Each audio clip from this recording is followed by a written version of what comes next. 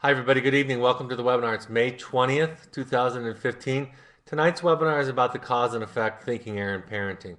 And this goes way back several years where at the end of each webinar, and if you've seen some of the older archives, you'll recognize this, I had a slide that said not cause and effect. And what it was for me is a reminder to remind parents that the parenting principles that we talk about and that I teach here aren't necessarily to say that if you do all of this right, if you get it all right, then everything is going to go well with you, with your family, with your child. But they're healthy principles that give you the best chance at having clarity, at having peace, at having a true center or a center that you're aware of, and to be able to provide your child the best chance, the best environment, the optimal environment, or close to it, close as you can come to it, something you strive for your child. So that's really where it comes from. And that came from before that several of my early webinars, parents emailing me and texting me saying, or messaging me saying, I feel so guilty after watching your webinars.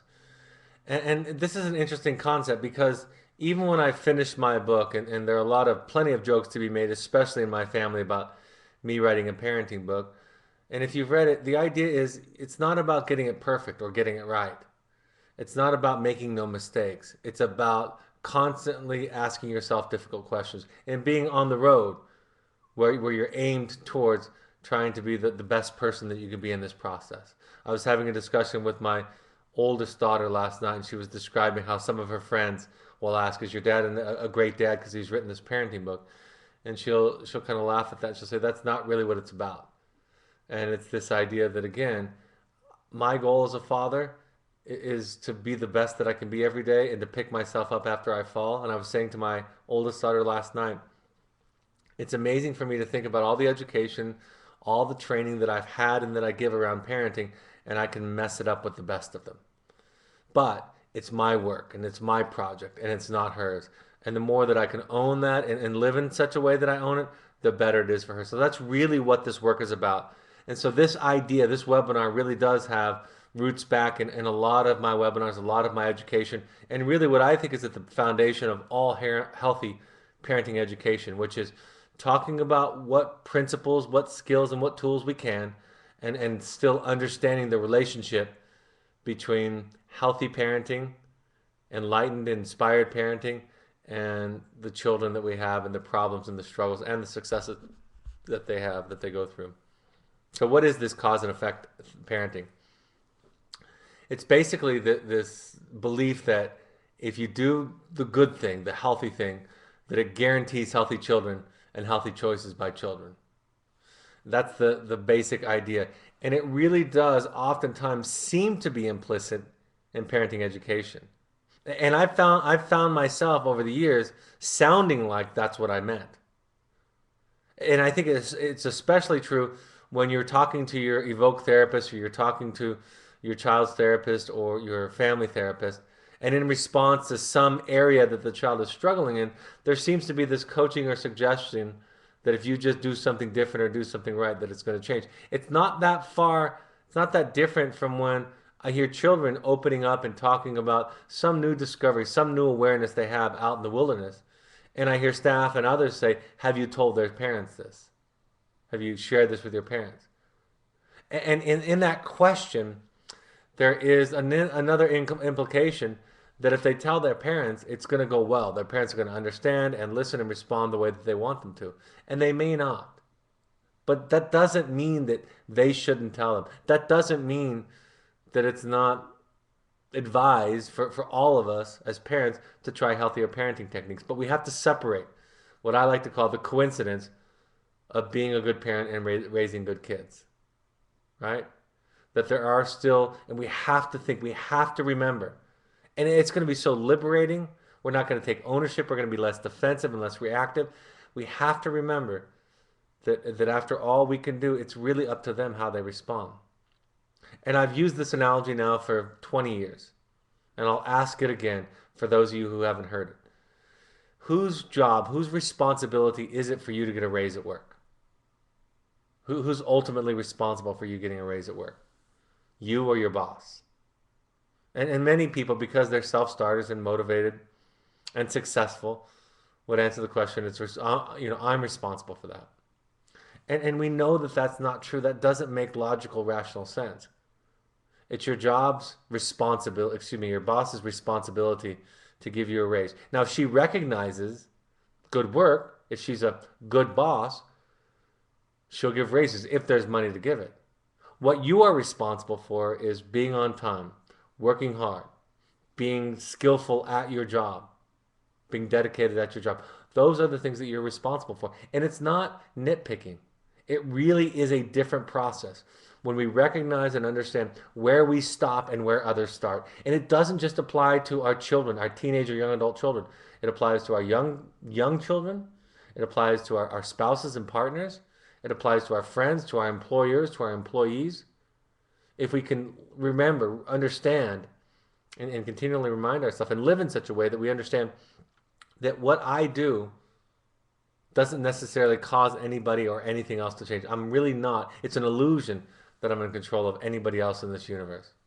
So the job raise analogy is a nice metaphor to illustrate the idea that you're responsible for healthy parenting, but you're not responsible for raising good kids. And simply having that thought that we are, and we all have it at times, simply having that thought causes a problem in attachment, in recognition, and in the parent-child relationship. Punctuation is this family systems term that says we really can punctuate a systemic interaction any way we want to. We can talk about a parent yelling at a child and the child recoiling in fear and experiencing shame. Or we can talk about the fact that the child might have a temperament that is difficult, that is challenging to many people, including the parent. And so the parent ends up experiencing a lot of frustration, which might end up in them blowing up or yelling, which might end up in the child recoiling, which then might end up in the child acting out, which then might end up in the parent walking away in frustration. So the idea of punctuation is that when you look at a system, you can punctuate it anywhere you want. And it's really arbitrary to some extent. But we will punctuate it at times to illustrate some dynamics, to illustrate what the dance looks like. But we needn't be tied to, married to this particular punctuation, this particular interaction, as answering all the questions that tell us about the system. The principles of equal potentiality and equal finality suggest this. You can come from the same end with different beginnings. And you can come to different ends with the same beginning. So simply put, an abusive parent can raise both a child who helps and is compassionate with children who have been abused, and also can grow up to be a child abuser. You can have a very kind parent, and one child ends up to be abusive and disrespectful, and the other one ends up to be grounded and healthy. So we know that about systemic processes. We understand that it's not predictable. It's not simple cause and effect. And family systems, really coming around in the 1950s and 60s, really challenged this notion that individual psychology seemed to suggest, where you could define or back into understanding what a parent was like from the symptoms or the health that we saw in a child. But this was a shift. And it's a shift that now, today, it's a shift that they taught me in school. And I came into this field, and there was even resistance to it, even though it had been 20 or 30 years since it had been uncovered and explained. But now it's something that we all talk about. We all talk about this idea of systemic interactions.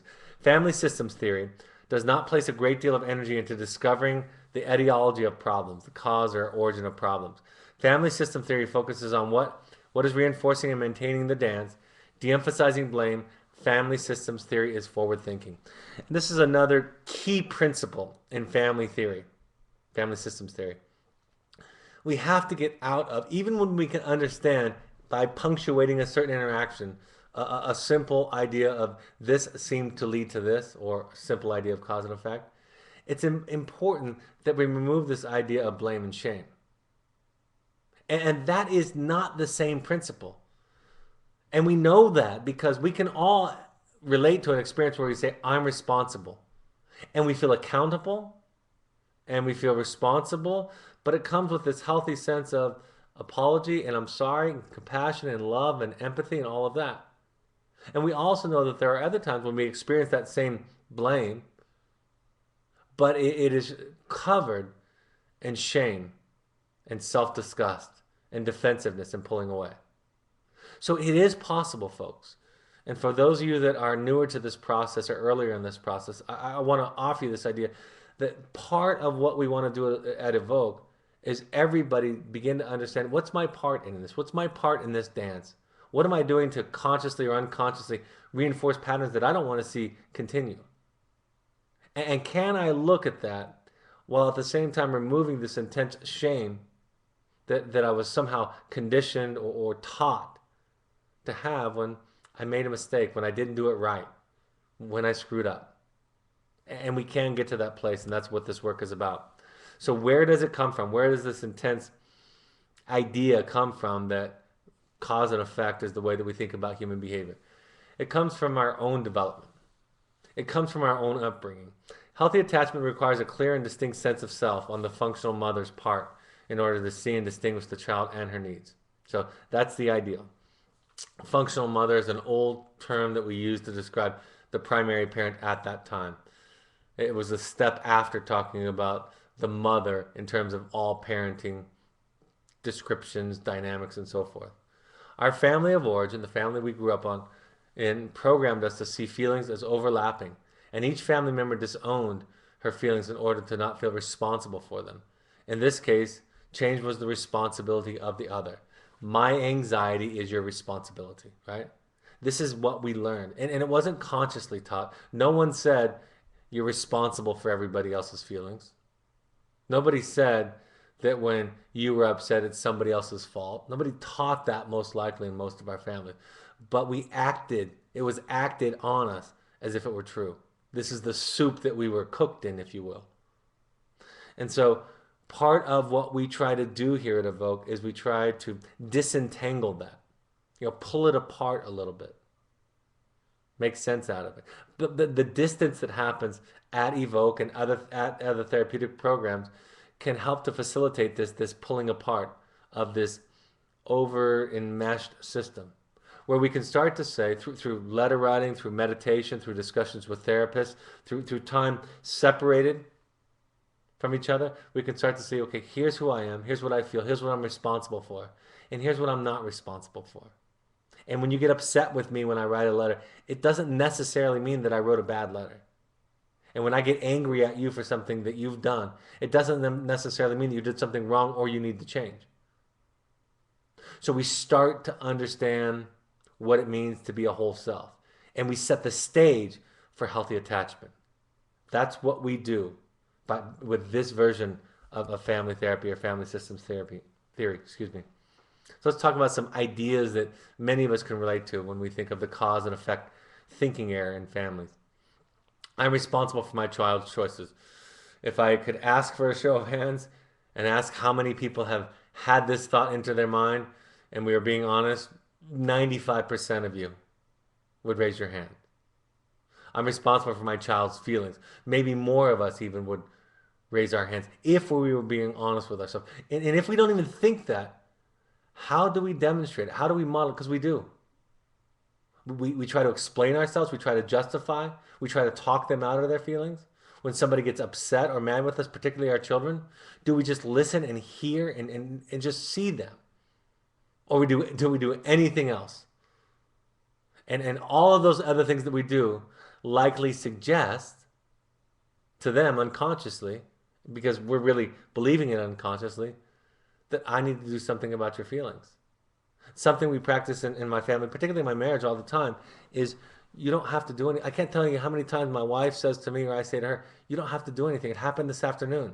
Something I was upset or frustrated about. And she was great at listening. And then she went into very gentle and nice and loving problem solving. And I said to her, you don't have to do anything. I'm just upset. It's not about you. It's going to blow over. And it's okay if I'm just upset at this moment. And she recognized that as our pattern, not just our pattern in our relationship, but our pattern from our own childhood, from most of our childhoods. And she gave me space, and in 5 minutes later, the mood had passed. We ask this question of ourselves oftentimes when we get to this point. What did I do wrong? It's a good question. It's a question that I think I want everybody to ask all the time. But I want to ask it and I want to answer it independent of what your child did, right?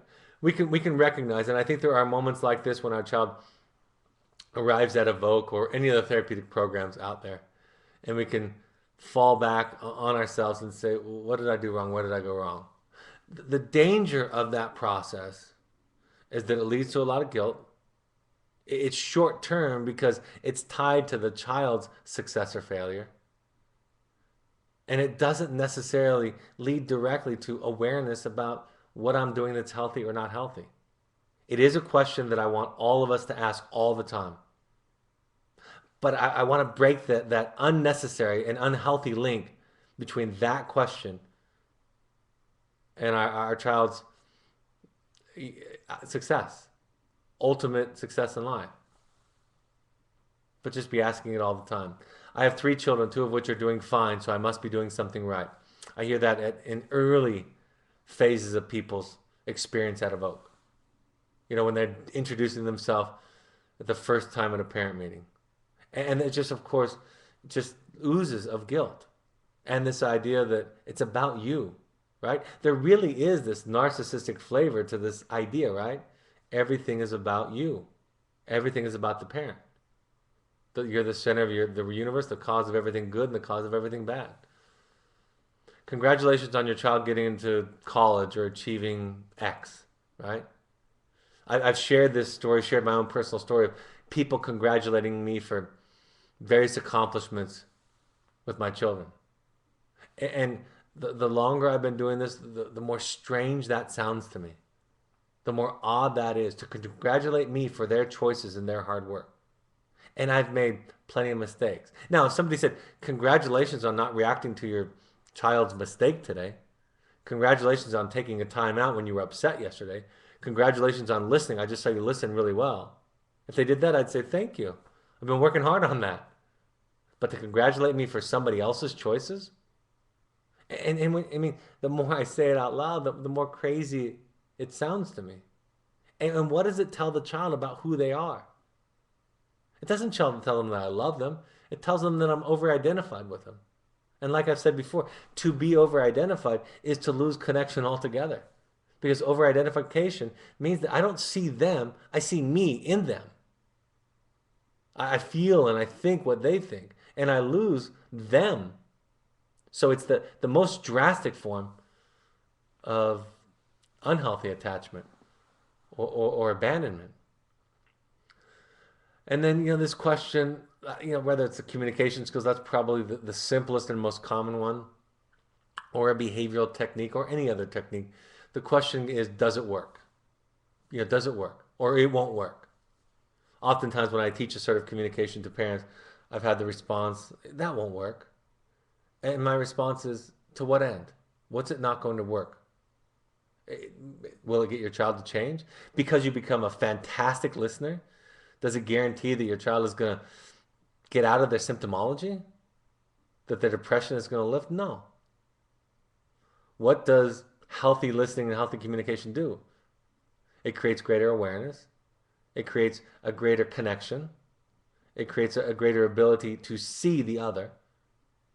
It creates a better intrapsychic differentiation, which is I understand the parts of me, my desires, my hopes, my feelings, my thoughts, my perceptions, all of those things. I start to see those as clearly. That really is the definition of enlightenment. We start to see the parts of ourselves clearly. And it can slow down like any sport, like any craft. Think about art, music, sports. Those who are gifted at it, the best among us at those things, will tell us. We hear these stories. It moves really slow for me.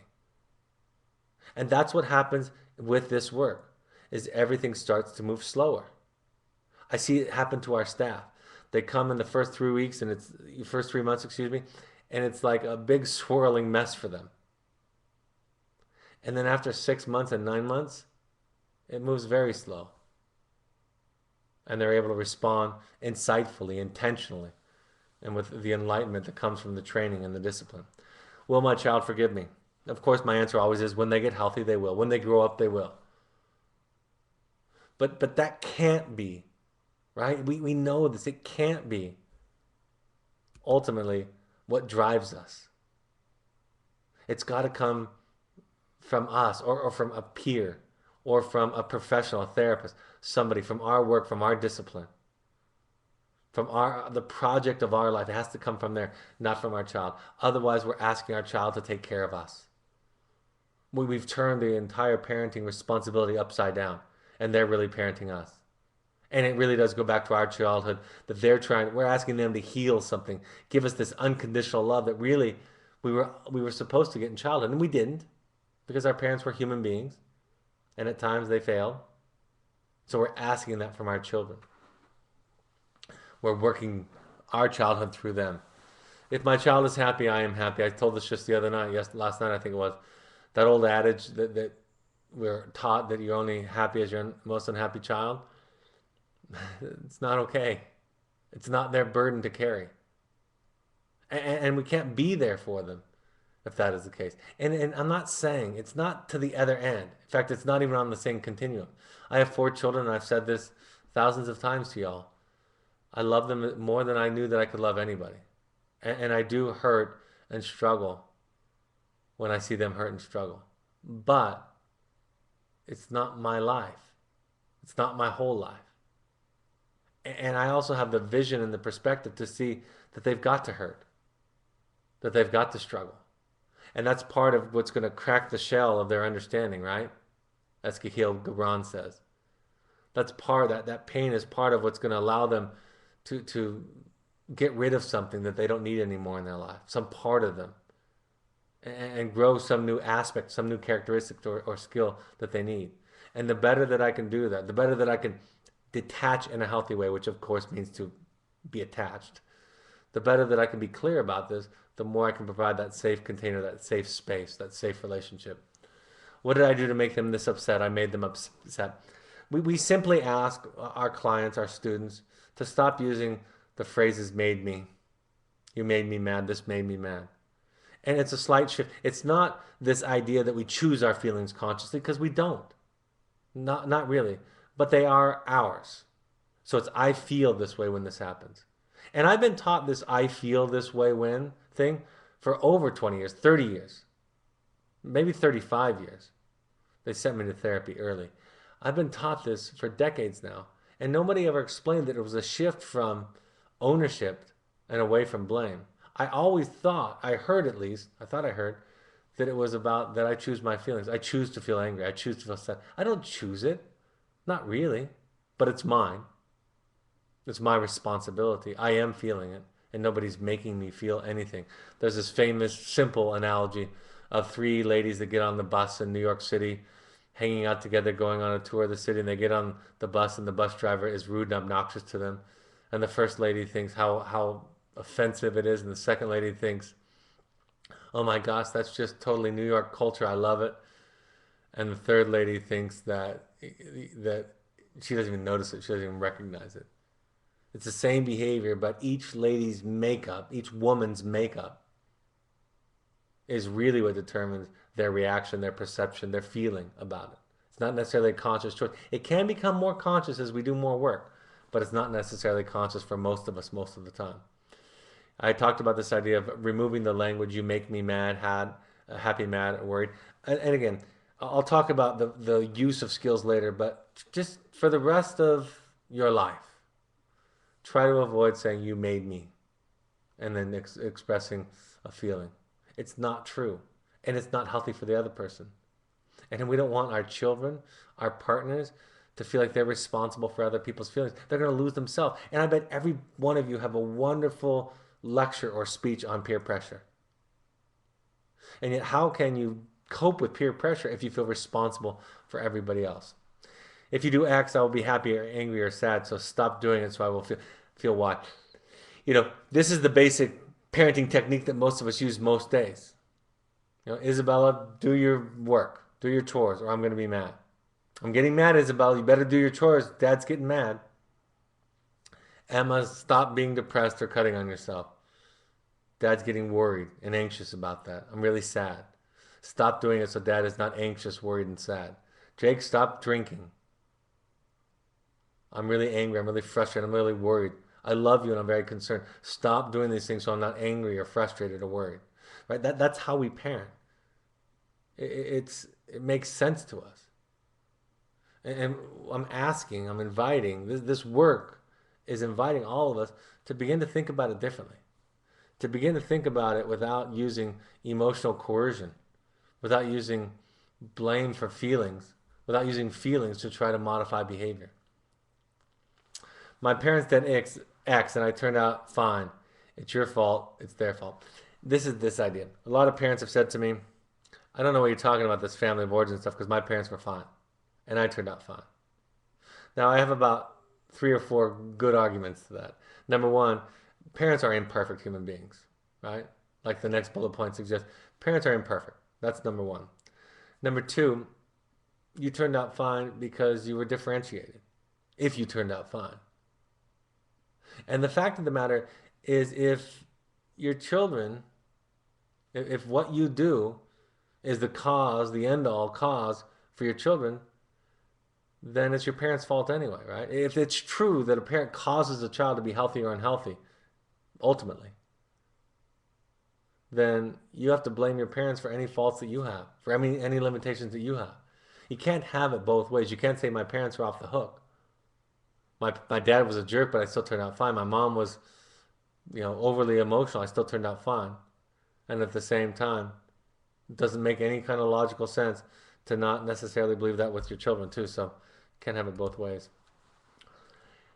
All right, let's talk about communication and listening for a minute. When we respond to feeling statements, to any expressed feelings, with solutions, this is what I was saying before, explanations or defenses, we're implicitly suggesting that the feelings are not our responsibility or about us. That's why a lot of the times when your children get upset about aftercare, about some boundary that you set or some reaction that you have, and we ask you, don't justify it, don't explain it, just let them have it. And the distance and the fact that this communication is happening through letters can be really helpful, right? Right? It affords us the time to not react. So when we get and the older I get, the more training I get in this, the more I recognize it, the more I see when I get reactive, and now I can sense it with a subtle feeling. Right? I'm starting to feel anxious. I'm starting to feel like I want to explain myself, talk them out of it, give them a solution, explain it from a different perspective. The best way not to send such a message is to listen, reflect, and pause. In Buddhism, they call it deep or compassionate listening. In psychology, we call it active listening or reflective listening. At Evoke, we call it reflective listening. But it's really a whole lot the same simple thing. Just keep your mouth closed.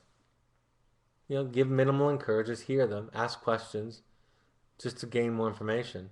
Ask what they want from you. Just listen. Don't do any of that stuff.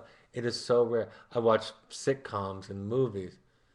I'm around friends that don't have children in programs. Nobody does this. It's so rare. And it doesn't come naturally for most people. And it takes a lot of work and a lot of discipline. And what gets in the way of it is where there is more work for us to do. When we can't or don't do it, something else is going on. And when you peel that onion, you get down to some of the issues some of the baggage that we're all carrying around. Wipe your mind clean and hear what the other is saying as if you have no other information. I was just talking to a therapist the other day, and she was saying she tells her parents to stare at the whites of the eyes of the children while they're talking, just concentrate on them. And part of that is a gimmick and a technique just to get her out of the reaction. But we try to assume nothing, to judge nothing, to not react to our triggers. And that's hard. And you're going to make mistakes. And it's okay with all of this stuff. It's okay when you make mistakes because you get to be human, because you're learning to be vulnerable, because you say to your child, I'm working on this. I'm not very good at this. And you're not afraid they're going to use that against you and blame you because you don't care. Because if they do, you're just going to hear them again. And you're going to respond with your healthy boundaries. So being vulnerable for you isn't a risk anymore because you're pulling out of the paradigm of power and control and into the paradigm of love and authenticity and vulnerability and assertiveness and clarity. Pause, take time. You know, the older I get, even though I've been teaching timeouts for 20 or 30 years, the more often I take timeouts. And there's this technique that I've learned recently, which is when I think someone else in the family needs to take a timeout, it's almost always me who needs to take it, right? Because me thinking someone needs to take a timeout is the step right before I blow up at them because I think they're being inappropriate. So pause, take time, walk away. Just take more time. You'll re-engage the frontal lobe. You'll re-engage your resources. You'll pull away from the limbic system, from the emotional part of the brain that's reactive, that's fight or flight. And you'll have a much better chance of responding and connecting in a healthy way. Ask the other for what they want and be reluctant to give it. And by be reluctant to give it, people don't know this. Not in the moment especially. Even me, we don't know. We're asking for something we really don't want. I want to know your opinion. I've just shared something vulnerable or fairly intense. I want to know your opinion. I really don't. And you know how you know that? It's because when you give it, I blow up at you. We get into an argument. Tell me why I can't come home from Evoke right now. Tell me why I can't come home at the end of the program. Tell me why I can't call my mom and dad. Tell me why I can't write my boyfriend or girlfriend. And they don't really want the answer. They want an argument. They want a debate. Why'd you do this, son? Why'd you do this, daughter? We don't want an explanation of why they did it. We're just going to beat them up with that. We just want to be frustrated. But we're so accustomed, so conditioned to being in a relationship like this that we don't know what we're doing. So be reluctant to give it when somebody says, I want an explanation, tell me your side of things. Not that you'll never give it, but be slow about it. And then when you give it and you get a certain reaction, then you know what was really being asked in that exchange. You know, ask them for permission to react or respond. Okay, are you in a space where you can hear my side of things? And it takes practice in a system, in a dyad for this to be effective. Because again, oftentimes people are going to say yes and they're not ready. But eventually people get to the point where they're saying, no, not right now. Right now, just like I gave you the example between me and my wife this afternoon. Not right now. I just need to feel it. You don't need to do anything. But there's times when I say, I'm fine. I'm fine for you to give me your version of things or what's going on, your explanation. You know, even last night when I was talking to my oldest daughter, there was a point when I said, I have some thoughts about it. Are you open to those? And she was. She said yes, and she was. So we learn to slow it down. We learn to be very intentional. We learn to ask for intentions. And we learn to see what is really happening instead of what is being said. That's really the difference. What is really happening, the meta communication we call it, versus what is being said, which is the syntax. Guilt and parenting in the relationship. Part of our job is working on letting go of guilt, understanding that that doesn't lead to morality. That doesn't lead to enlightenment. That doesn't lead to awareness. That doesn't lead to accountability. In some short-term examples, it can. And in some experiences, in patterns and dynamics, guilt can point us coincidentally in the right direction, but it just as often points us in the wrong direction. It just as often causes us to be defensive and angry and combative and to pull away and to be unaccountable. It definitely at times causes us to sacrifice parts of ourselves that we end up feeling a great deal of resentment for. And I could go on and on with the things that guilt can do for us. The goal is to find your truth, your center, your intention. And you do this through the discipline that I'm describing here. Through asking yourself tough questions, going to a therapist. Going to a therapist is not like reading a book or getting more information. Going to a therapist is an experience where you're engaged with a professional where they're ideally applying a skill of helping you discover and find yourself. Be aware of yourself. Make choices then, without shame, judgment.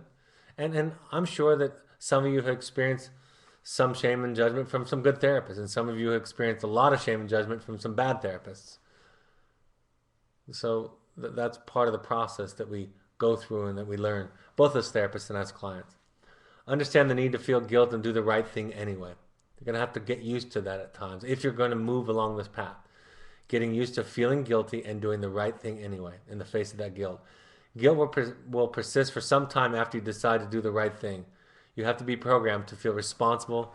You have been programmed to feel responsible for others' feelings. So preparing you for that feeling and that energy that we call the pushback, the change back energy, can help you fight against it. Be responsible for your esteem, your happiness, your anxiety and feelings. Don't make your child responsible for them. That is part of the burden that they carry around, that they end up using anesthetics and escape mechanisms to cope with and deal with. It's not all what it's about, but that's part of what they feel for us. And what we're trying to unburden ourselves with our own parents, our own childhood. By doing this, you will better be able to hear and see your child and her needs, right? Like I always say, who am I first? Always the first question. Second question is, who are you? Third question is, what's my relationship with your behavior, with your problems, with your success, with your needs, right? It's hard to start. We mostly want to start with that. What's my relationship with your addiction? What's my relationship with your depression? What's my relationship with your anxiety? What's my relationship with your need for attention? But if we don't go back to the basics, it's going to be very difficult to answer that question. This often requires dealing with some of the baggage you carry in childhood. It's almost humorous the way that I write that last bullet point. I think I've told this story, some of you have heard, where I was doing a parent meeting in Chicago, and after some comments that I'd made about some of the dynamics, one of the parents said, "So you're saying part of this has to do with our childhood and where we came from?" And they were asking an honest question, and it was the way that it was asked. It was also funny to me because it's all about our childhood. And part of what we're doing is unraveling and unpacking all that stuff and making sense out of it. And we can find this, what the experts call earned attachment, mean that we work for it to gain this capacity to form healthy attachment with others by making sense out of our past. If you want more about that, look at the book Parenting from the Inside Out, because that's what it talks about. It's a wonderful book. So enlightening parenting, I've used this cartoon before. In fact, this cartoon is in my book. The 3 stages of self-awareness. You're an idiot, no. You're an idiot, yes. I'm an idiot. Right? That's what the great minds and the great thinkers have come to understand, is humility, without shame, without guilt. Enlightening parenting is full of love for self and others. And it's not different. That's not a different thing. One doesn't lead to the other or vice versa. It's the same thing. To the extent that you love yourself, you love others. It's an illusion that there's a difference there. And we believe that illusion a lot of the time. I'm a lot harder on myself than I am on anybody else. No, you're not. Not over the long haul, not at all. Love thy neighbor as thyself. It wasn't a commandment. It was a statement about what is. People will say you have to serve others to care about yourself. Other people will say you'll have to love yourself first before you can truly give. And my answer is you can find either through the other because they're the same thing. Enlightened parenting forgives. Doesn't need to build a wall to protect itself because it feels hurt and pain. It values it because it knows that it's the other side of love. It's the other side of caring. That's the other side of being a human being. It's void of guilt, or at least it tolerates it. It walks through it and into it, works through it. It can be very painful, of course, at times. This enlightening parenting ideas, all the things that I'm talking about, this counter to the cause and effect thinking error in parenting, can be very painful. It seeks to find the self in oneself and in others at the same time. I like a few of these quotes and clever sayings that I wanted to share with you. The 3 C's from Al-Anon, or Codependence Anonymous, are: you didn't cause it, you can't control it, and you can't cure it. And these are mantras or slogans that they offer so that you can learn to kind of reprogram yourself. Alcoholics pick up the bottle, codependents pick up people. Take the me out of blame, and all you get is blah, blah, blah. Einstein said, listen not to criticisms or accolades. This is kind of like what I was describing earlier. Both take you off your path. Both take you away from your center. Both take you away from awareness. Accept that you did the best that you could with what you had at the time, but it no longer needs to be that way, and forgive yourself. It's this idea, this dialectic, these seemingly opposite statements that aren't necessarily opposites, which are, I'm doing the best that I can and I can do better at any given moment. And of course, you can't control the wind, but you can set your sails. That's really what we're trying to do to reposition the idea of parenting, the idea of parents, the parents that we're trying to, it's hard work. We struggle at it. Every phone call that I have with parents, every phone call, parent coaching, every session that I have with one of our students or clients, I don't get it all the time, but I'm involved in the project. I'm working on it. I'm vulnerable. I make mistakes. I get defensive. I say stupid things. I say really unenlightened things, and I come back the next week and I try again. And I say, I'm sorry, boy, I was an idiot. And they learn to just be human by the model. So what are the take homes? Listening is a take home. You're really reprogramming yourself.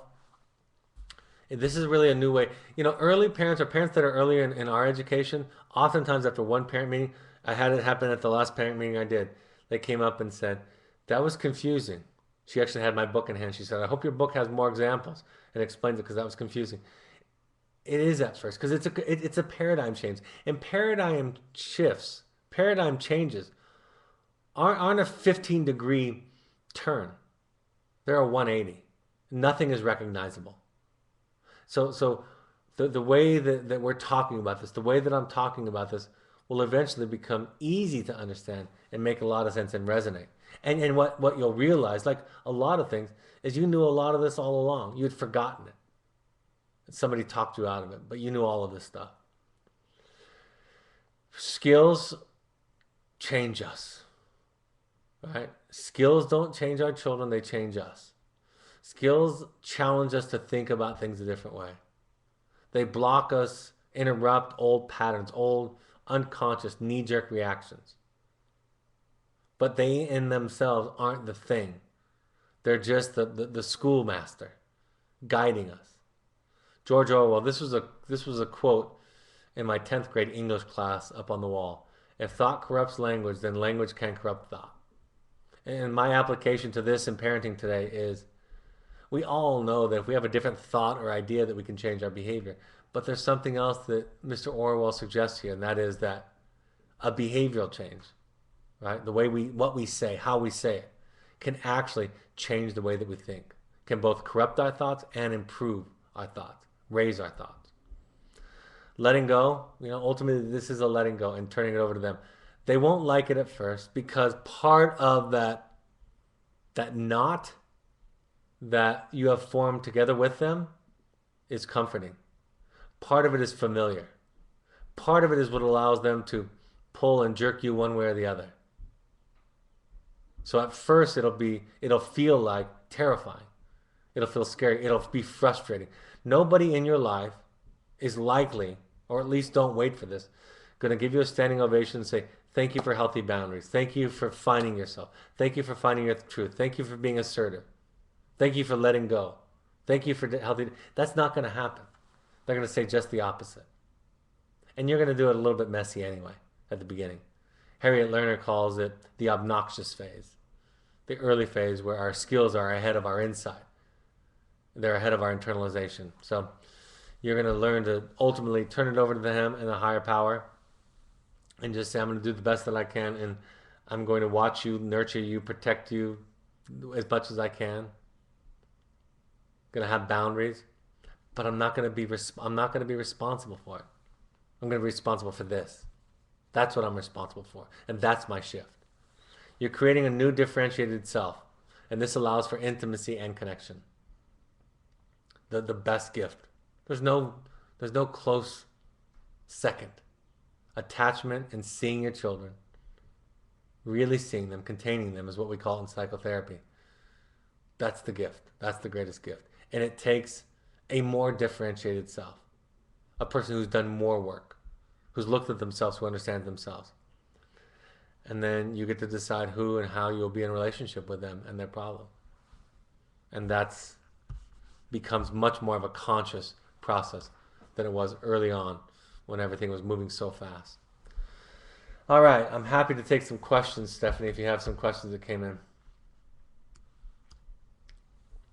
By my being responsible for my happiness, my feelings, what else will that ease me into when the nest empties?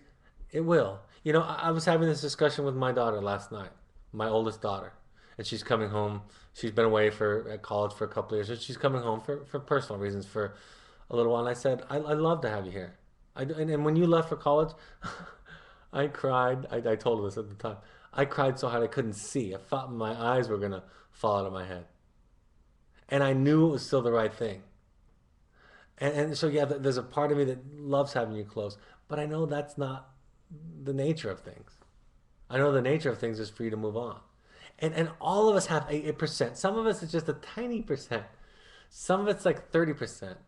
It's really important to be aware of how much we want to pull our children back to us, to keep them needing us.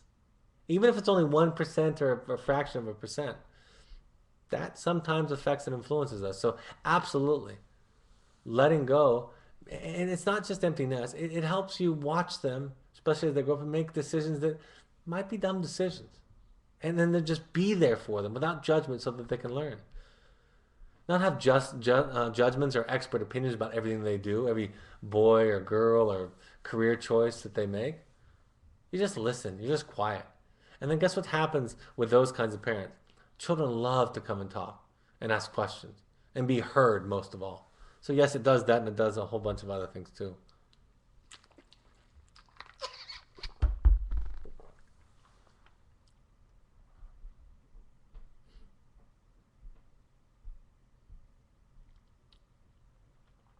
That's it. All right, folks. Thank you for joining us. A couple of announcements coming up. We have some changes. This is my book. Talks about all the things we've talked about tonight. In fact, this is one of the chapters out of the book. The intensive and workshops, I made some changes. We had to postpone. So here's what our workshops are called. We have excuse me, the intensive and workshop. The workshop is the 2-day workshop that Dr. Goddard runs out of our St. George location, St. George, Utah. The Heroic Parenting Parent Intensive is the one that I run. That'll be June 25th. We had to move the one that was at the end of this month to next month. And I switched it around because that's when the Family Intensive. So the Family Intensive that we're calling Heroic Journeys, that's July 13th through 18th. That's hosted by the Entrada staff and myself. You can talk to Stephanie at evoketherapy.com. You can go to our website to learn more about each of those and see the schedule. Here are the upcoming 3 parent meetings that I'm doing on the East Coast. We'll have some California ones listed up here soon, and also some Chicago ones, some other ones. Here are the support groups that we want everybody to go to, at least 6, any combination of 6. Just give it a try, at least 6 times. You can go to those websites and find them in your area. This is one of our other new programs for young adults in the summertime, 2-week courses where we have excellent field staff and excellent adventure guides taking young adults out for sober fun, for reconnection, for recalibration, for revisiting the principles that they may have learned while they were in our wilderness therapy program, or for those who just want that experience out there, some leadership and insight. Follow us on social media so you can keep up with invitations, with announcements, with stories. There's our blog. We're doing great. We're having great contributions from our staff. Here's the Amazon Smiles book page. If you go to this book page, you can actually buy books, same prices as on Amazon, only a percentage of it goes to charity to help people who can't afford treatment. The next webinar will be May 25th, 6:30 p.m. Mountain Time. So that's this Monday, 6:30 p.m. Mountain Time. Stephanie tells me there's 2 more questions. Happy to take them before we close, Stephanie. I understand that we cannot use the expressions that you make me so happy when you are happy, but is there anything wrong with saying I'm happy that you are happy? No, that's fine. It's the shift is just from cause to ownership. I'm happy when you're happy. I'm glad that you're happy. That's perfectly appropriate. And it's subtle, But even shifting that language, taking the make me out of it a little bit, will start to. This is the most important thing. It will change the way you think about feelings, especially if you can practice when they are mild and pleasant like this one. So yeah, oh, it's not choosing, it's ownership. So it's from I can say I'm happy when you're happy. I'm sad that you're sad, but not you make me sad. I mean, I can say anything I want actually. So it's not a can or cannot. It's just what am I trying to accomplish? Am I modeling healthy, assertive communication? Am I modeling a healthy relationship with the language that I'm using? So that's a more appropriate way to describe the shift in language. I live with a fixer who wants to fix everything like emotions. It's frustrating. How do I get the message across that this is not helpful? Ideally, they're going to listen and they might not change. It's like we tell the children, your parents may be crazy the rest of your life. Like we tell the parents, your children may be crazy the rest of your life, so you can't control that. I think you can just take care of yourself. And this, you can explain what you need. And the best way to explain what you need is not to use you messages. You are a fixer. And I'm going to exaggerate to illustrate the point. It sounds more like, I have this crazy thing where I just like to sometimes feel angry. I get through it, but I like to feel angry. It's not you, it's me, and I just need that. It's the example that I use where I say to my kids, the house is going to be this clean because I have OCD and I like it this clean, and it's because my mom screwed me up that way. So, and I don't necessarily believe that or not, but what I'm demonstrating by making it an I statement instead of you statement, which in nonviolent communication they describe as violent communication is the communication that blames and points the finger. Nonviolent communication is where I talk about my needs. You're just describing your needs. You're not describing right or wrong or healthy or unhealthy or telling him how screwed up fixing it is or telling him that he's discounting you or telling him how unhealthy of a communicator he is and that he comes from this family that asked him to all this stuff or her, all this stuff. You're just saying this is what I need. So that's the best way to talk about it. The most effective, healthy, and assertive way to talk about it. But we don't like to talk about our needs because that's vulnerable. We love to talk about what the other person is doing wrong because that's much less vulnerable. Is that it, Stephanie?